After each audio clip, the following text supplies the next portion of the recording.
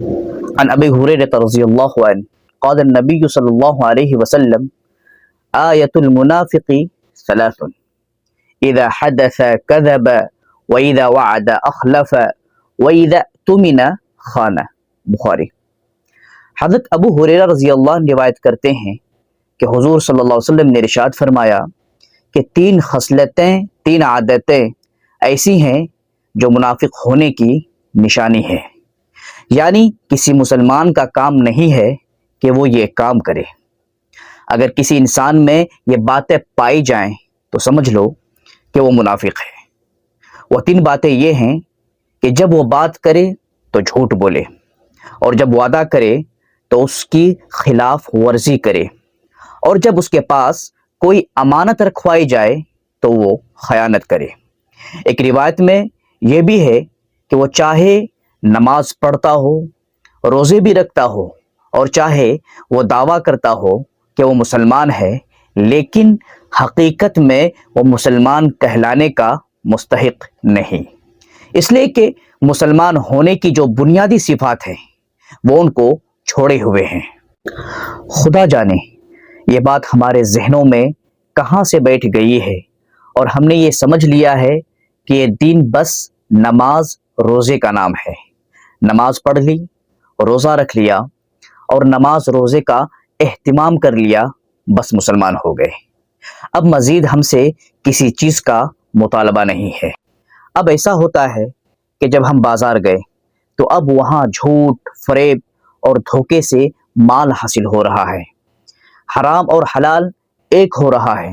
زبان کا بھروسہ نہیں، امانت میں خیانت ہے، وعدہ خلافی کر رہے ہیں. لہٰذا اسلام کے بارے میں یہ خیال کہ بس نماز روزے کا نام ہے، یہ بڑا خطرناک اور غلط خیال ہے.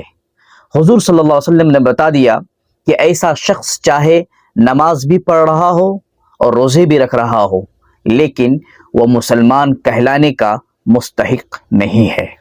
اللہ کے رسول صلی اللہ علیہ وسلم فرما رہے ہیں، سب سے پہلی چیز جھوٹ بولنا. یہ جھوٹ بولنا حرام ہے. ایسا حرام ہے کہ کوئی قوم ایسی نہیں گزری جس میں جھوٹ بولنا حرام نہ ہو. یہاں تک کہ زمانے جاہلیت کے لوگ بھی جھوٹ بولنے کو برا سمجھتے تھے. یہ واقعہ سنیے. جب حضور اقدس صلی اللہ علیہ وسلم نے روم کے بادشاہ کی طرف اسلام کی دعوت کے لیے خط بھیجا تو خط پڑھنے کے بعد اس نے اپنی درباریوں سے کہا کہ ہمارے ملک میں اگر ایسے لوگ موجود ہوں جو ان سے یعنی محمد عربی سے واقف ہوں تو ان کو میرے پاس بھیج دو، تاکہ میں ان سے حالات معلومات کروں کہ وہ کیسے ہیں. اتفاق سے اسی وقت حضرت ابو سفیان رضی اللہ عنہ جو اس وقت تک مسلمان نہیں ہوئے تھے، ایک تجارتی قافلہ لے کر وہاں گئے ہوئے تھے. چنانچہ ان کو بادشاہ کے پاس لے گئے. یہ بادشاہ کے پاس پہنچے تو بادشاہ نے ان سے سوالات کرنا شروع کیے. پہلا سوال یہ کیا کہ بتاؤ محمد کس خاندان سے تعلق رکھتے ہیں، وہ کیسا خاندان ہے، اس کی شہرت کیسی ہے.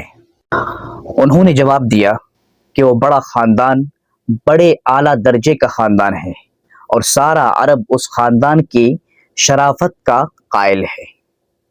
اس بادشاہ نے تصدیق کرتے ہوئے کہا، ٹھیک ہے، جو اللہ کے نبی ہوتے ہیں وہ اعلیٰ خاندان سے ہوتے ہیں. پھر دوسرا سوال بادشاہ نے یہ کیا کہ ان کی پیروی کرنے والے معمولی درجے کے لوگ ہیں یا بڑے بڑے رؤسا ہیں. انہوں نے جواب دیا کہ ان کے فالوورز اکثریت کم درجے کے معمولی قسم کے لوگ ہیں. بادشاہ نے تصدیق کرتے ہوئے کہا کہ ابتدائی میں نبی کے متبعین ضعیف اور کمزور قسم کے لوگ ہوتے ہیں. پھر فرمایا کہ تمہاری ان کے ساتھ جب جنگ ہوتی ہے تو تم جیت جاتے ہو یا وہ جیت جاتے ہیں. اس وقت تک صرف دو جنگیں ہوئی تھیں، ایک جنگ بدر اور احد. چونکہ جنگ احد میں مسلمانوں کو تھوڑی سی شکست ہوئی تھی، اس لیے انہوں نے اس موقع پر جواب دیا کہ کبھی ہم غالب آ جاتے ہیں اور کبھی وہ غالب آ جاتے ہیں. حضرت ابو سفیان رضی اللہ عنہ مسلمان ہونے کے بعد فرماتے تھے کہ اس وقت تو میں کافر تھا، اس لیے اس فکر میں تھا کہ میں کوئی ایسا جملہ کہہ دوں جس سے حضور اقدس صلی اللہ علیہ وسلم کے خلاف تاثر قائم ہو۔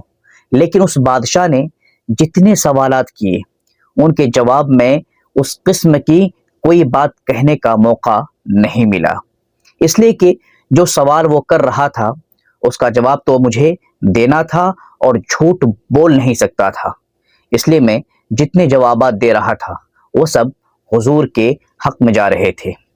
یہ واقعہ سنانے کا مقصد یہ ہے کہ زمانے جاہلیت میں بھی لوگ جھوٹ نہیں بولتے تھے، چہ جائے کہ مسلمان اسلام لانے کے بعد جھوٹ بولے۔